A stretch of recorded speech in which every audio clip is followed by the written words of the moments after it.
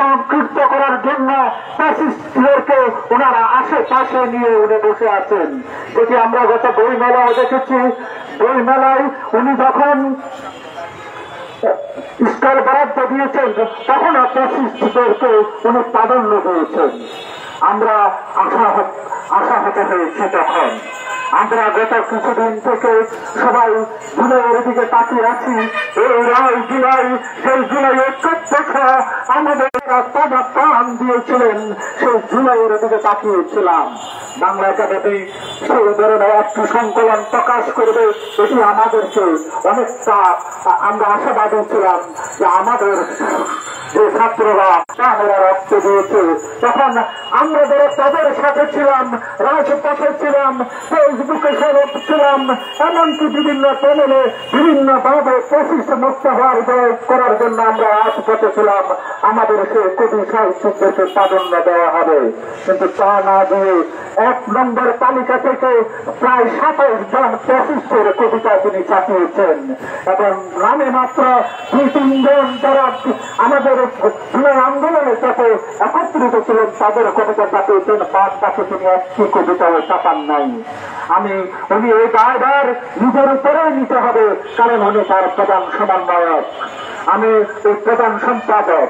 আমি আজকের এই অনুষ্ঠান থেকে, আমাদের এই প্রতিবাদের থেকে উনি যদি ওনার কন্যাটা আসা হয় বা ওনার কোন যে লোকের মাধ্যমে উনি যদি জেনে থাকেন, উনি আজকে এখানে এসে ঘোষণা দিতে হবে যে যেমনি ভাবে ওয়েবসাইট থেকে সরানো হয়েছে তেমনি ভাবে এই সংকলন থেকে উনি বাতিল ঘোষণা করতে হবে, এবং অনতি বিলম্বে আগস্টের মধ্যে জুলাইয়ের মূল যারা আন্দোলনে ছিলেন, জুলাইয়ের সময় যারা কবিতা লিখেছেন তাদের কবিতা ইনক্লুড করে একটি সংকলন প্রকাশ করতে হবে। আর যদি তা না আজকের এই অনুষ্ঠান থেকে জাতীয়তাবাদী লেখক ফোরামের ব্যানার থেকে তথা সর্বস্তরের কবি সাহিত্যিক জুলাই আন্দোলনের সকল নেতৃবৃন্দের পক্ষ থেকে জানিয়ে দিতে চাই, আমরা শুধু আপনার প্রতিবাদ দাবি করব না, আমরা আপনাকে তিনি নিয়োগ দিয়েছেন তার প্রতিবাদ দাবি করব। কারণ এইটি কোন ছেলে খেলা যদি আপনি মনে করেন এটি আপনার ক্লাসরুম থেকে আপনাকে এনে এমন একটি গুরুত্বপূর্ণ দায়িত্ব দেওয়ার পরে আপনি এটিকে একটি খেলা মনে করছেন, তাহলে আপনি ভুল করছেন, আপনি বোকার স্বর্গে বাস করছেন।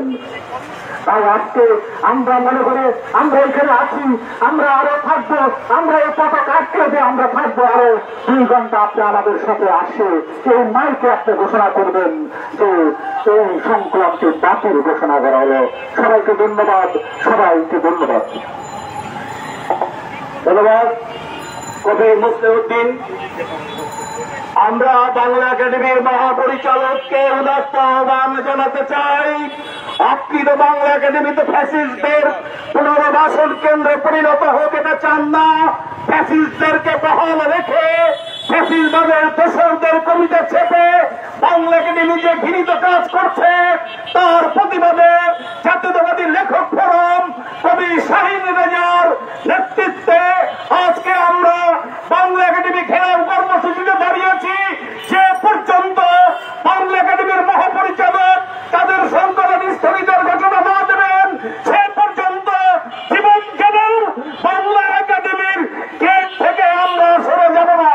এ পর্যায়ে বক্তব্য রাখার জন্য উদাত্ত আহ্বান জানাচ্ছি জাতীয়তাবাদী লেখক ফোরামের সংগ্রামী সভাপতি কবি এবিএম সোহেল রশিদকে এসে তার মূল্যবান বক্তব্য রাখবার জন্য মাইকে আমন্ত্রণ জানাচ্ছি।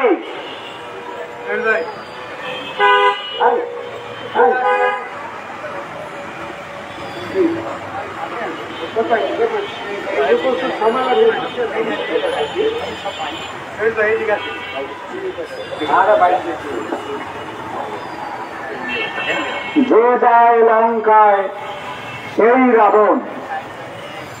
বহু আশা করে এই ছাত্ররাই পছন্দ করে ফ্যাসিস্টের বাইরে থেকে একজন প্রজ্ঞাবান শিক্ষককে বাংলা একাডেমির দায়িত্ব দিয়েছিলেন, আর তিনি সেখানে বসেই মনে করছেন আজম দাস, তোমার গোয়ালের লেখক ছাড়া সবই ফেসিস্ট, আর কেউ দেশপ্রেমিক না। এই নীতিতে শুরু থেকেই তার কর্মকাণ্ড চলছে। আপনারা বাংলা একাডেমি পদক দেখেছেন, সেখানে ফেসিস্টের তালিকায় ছিল। তখন বলেছেন আমি জানি না, জানে ফারুকি। এখন ফারুকিকে জিজ্ঞেস করলে বলে আমি জানি না, জানে আছেন। তাহলে তোমার দাম কত কম, তোমার দাম কত কম? ভিতরে বসে না থেকে বেরিয়ে আসো, বলে দিয়ে যায় যে বাচ্চারা রক্ত দিয়েছে, যে সন্তানরা রক্ত দিয়েছে, যে আবু সাইদ দাঁড়িয়ে বলেছে বুকের ভেতর অনেক ঝড়, বুক পেতেছি গুলি কর, তাদের স্থান কোথায়? আমরা বলতে চাই কোন বিপ্লবের ভিতরে থেকে যে কোনো উচ্চারণী কবিতা, যে কোনো সত্য উচ্চারণ যেমন কবিতা, বিপ্লবের মধ্যে থেকে যে কোনো উচ্চারণী কবিতা, সেটি ভুল বাংলায় হতে পারে, ভুল ব্যাকরণে হতে পারে, ভুল ভাল শব্দে হতে পারে, কিন্তু সেই সময় কোথায় ছিলেন আপনারা? কোথায় ছিল আপনাদের লেখনে? আমাদের এই নতুন প্রজন্ম একটি লাইন খুঁজছিল যেটি নিয়ে তারা মাঠে দাঁড়াতে পারে। তারা যে গ্রাফিতি করেছে, ভুলভাল বাংলা দিয়েও তারা গ্রাফিতি করেছে, তারা তাদের নিজস্ব ভাষায় গ্রাফিতি করেছে। তারা আগের কোন লেখা থেকে তাদের কবিতাকে ছাড়া, তাদের গ্রাফিতিকে সাজায়নি। নজরুল ছাড়া, রবীন্দ্রনাথ ছাড়া আর কারো দিকে তারা হাত বাড়ায়নি। তারা চেয়েছে এ প্রজন্মের লেখক, এ সময়ের লেখক, সে যাই বুঝুক, ব্যাকরণ জানুক আর নাই জানুক, সময়ের সাথে রক্তের যে উচ্চারণ, লাল রঙের যে উচ্চারণ, সেটিকেই তারা সেই উচ্চারণের ভিতর দিয়ে তারা তাদেরকে উজ্জীবিত করেছে। কিন্তু আমরা কি দেখতে পেলাম? আজকে যখন এই সেই সময়ের লেখকদেরকে ইতিহাস বন্দী করার জন্য বাংলাদেশের সরকার, তত্ত্বাবধায়ক সরকার চেষ্টা করছে, সেই সময় একজন ফ্যাসিস্টের বিরোধী আমাদের আজম, যাকে আমরা ভালোবেসে বসিয়েছিলাম, তার হাত দিয়েই ইতিহাসে জায়গা করে নিচ্ছে। সেই সময়ে যারা ফ্যাসিস্টের সপক্ষে, শিশু হত্যার সপক্ষে কথা বলেছে, কবিতা লিখেছে, প্রবন্ধ লিখেছে, তারা মিছিল করেছে, মানববন্ধন করেছে, তাদের কবিতাকে স্থান দেওয়া হয়েছে। তারা ব্যাকরণ খুঁজছে। বিপ্লব তো কোনো ব্যাকরণ দিয়ে হয়নি। আপনি যে বাংলা একাডেমির ডিজি হয়েছেন, এইটাও কোনো ব্যাকরণ দিয়ে হয়নি। এই সরকার যে শপথ নিয়েছে, এইটাও কোনো ব্যাকরণ দিয়ে হয়নি। বিপ্লবের পরে ব্যাকরণ শোকেসে থাকে, ব্যাকরণ লাইব্রেরিতে থাকে। এই ব্যাকরণ দিয়ে রাষ্ট্র চলে না। রাষ্ট্র চলে বিপ্লবীদের ইচ্ছায়, বিপ্লবীদের পছন্দে, বিপ্লবীদের ভালোবাসায়। তাই আমরা বলতে চাই, আপনার যে বই আপনি বের করেছেন, আমাদের তো খুব বেশি বড় তালিকা নয়। দরকার হলে আপনি 5টি বই করেন, 6টি খণ্ডে বই করেন, সবাইকে শ্রম দেন।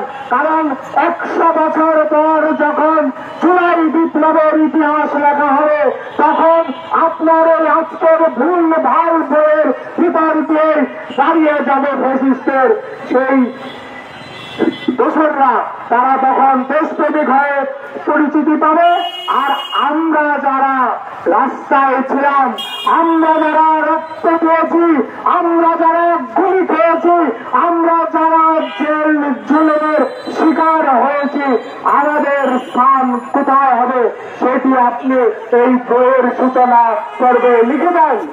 আমরা বলতে চাই, আমার টাকার বই আপনি এটি বাতিল করেন, যত টাকায় হোক, আপনি সবাইকে নিয়ে যারা পথে ছিল, রাজপথে ছিল, যারা এই আন্দোলনের সাথে সম্পৃক্ত ছিল, যারা তখন দু কলম লিখেছিল, ছিল এই আন্দোলনের পক্ষে, তাদের সমন্বয়ে আপনি জুলাই বিপ্লবের কবিতার বইটাই করেন। আর যাদের এই বলাটের ভিতর ফ্যাসিস্ট এবং বিপ্লবী জায়গা হতে পারে না, এক বলাটে ফ্যাসিস্ট বিপ্লবী থাকতে পারে না। আমরা বলতে চাই, যাদের কবিতা স্থান পেয়েছে, যারা আমাদের সাথে ছিলেন, যারা রক্তের সাথে ছিলেন, তারা সেখান থেকে নাম প্রত্যাহার করুন, তারা চলে আসুন। এটিও একটি ইতিহাসে লেখা থাকুক যে ফ্যাসিস্টের দোসরদের স্থান দেওয়ার জন্য যারা আন্দোলন সংগ্রামে ছিল, তারা সেইখান থেকে নাম প্রত্যাহার করে এসেছে। আমরা আপনার আজমের বিরুদ্ধে নয়, আমরা বিশ্ববিদ্যালয়ের শিক্ষক আজমের বিরুদ্ধে নয়, আমরা ওই চেয়ারটার বিরুদ্ধে যেখানে যে বসে সেই রাবণ হয়ে যায়, সেই রাক্ষস হয়ে যায়, সেই শেখ হাসিনা হয়ে যায়।